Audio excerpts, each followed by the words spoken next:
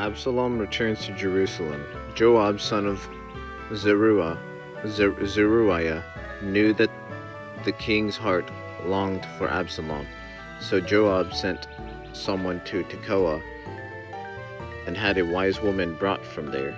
He said to her, "Pretend that you are in mourning, dress in mourning clothes, and don't use any cosmetic lotions. Act like a woman who has spent many days grieving for the dead. Then go to the king and speak these words to him." And Joab put the words in her mouth. When the woman from Tekoa went to the king, she fell with her face to the ground to pay him honor, and she said, "Help me, your majesty." The king asked her, "What is troubling you?" She said, "I am a widow, for my husband is dead. Your servant had 2 sons. They got into a fight with each other in the field, and no one was there to separate them. One struck the other and killed them. Now the whole clan has risen up against your servant. They say, 'Hand over the one who struck his brother down, so that we may put him to death for the life of his brother whom he killed. Then we will get rid of the hair as well. They would put out only the burning coal I have left, leaving my husband neither name nor descendant on the face of the earth." The king said to the woman, "Go home, and I will issue an order in your behalf." But the woman from Tekoa said to him, "Let my lord the king pardon me and my family, and let the king and his throne be without guilt." The king replied, "If anyone says anything to you, bring them to me, and they will not bother you again." She said, "Then let the king invoke the Lord his God to prevent the anger of blood from adding to the destruction, so that my son will not be destroyed. As surely as the Lord lives," he said, "not one hair of your son's head will fall to the ground." Then the woman said, "Let your servant speak a word to my lord the king." "Speak," he replied. The woman said, "Why then have you devised a thing like this against the people of God? When the king says this, does he not convict himself? For the king has not brought back his banished son, like water spilled on the ground, which cannot be recovered, so we must die. But that is not what God desires. Rather, he devises ways so that a banished person does not remain banished from him. And now that I have come to say this to my lord the king, because the people had made me afraid, your servant thought, I will speak to the king. Perhaps he will grant his servant's request. Perhaps the king will agree to deliver his servant from the hand of the man who is trying to cut off both me and my son from God's inheritance.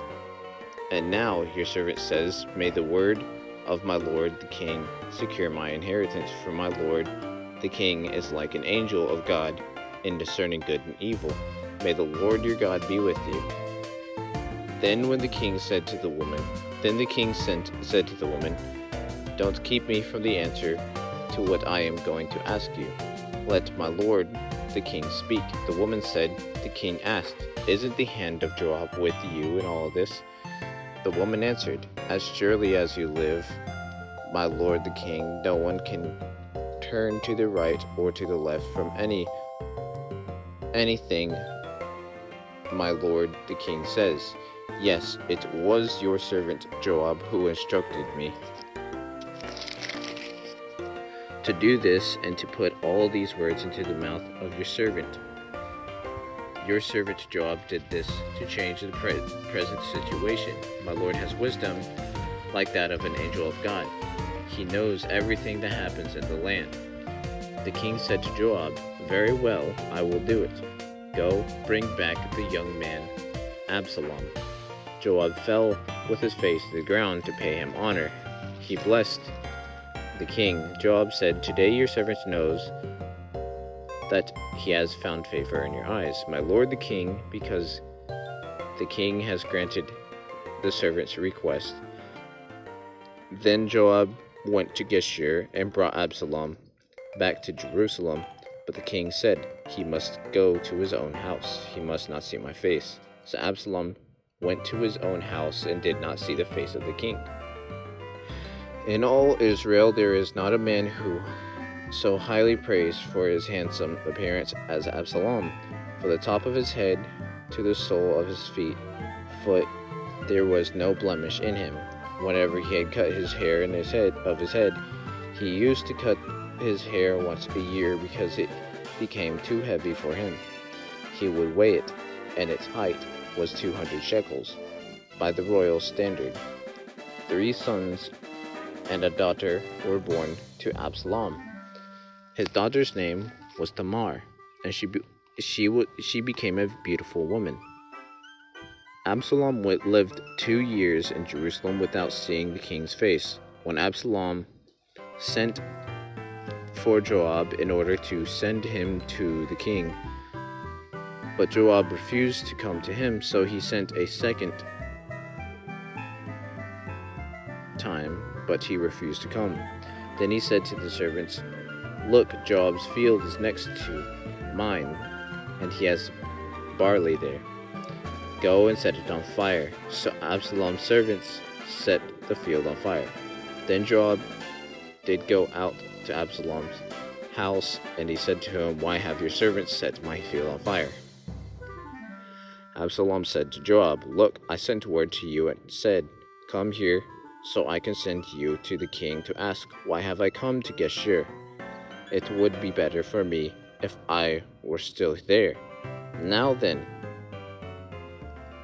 why have I come from Geshur? Now then, I want to see the king's face, and if I am guilty of anything, let him put me to death." So Joab went to the king and told him this. Then the king summoned Absalom, and he came in and bowed down with his face to the ground before the king.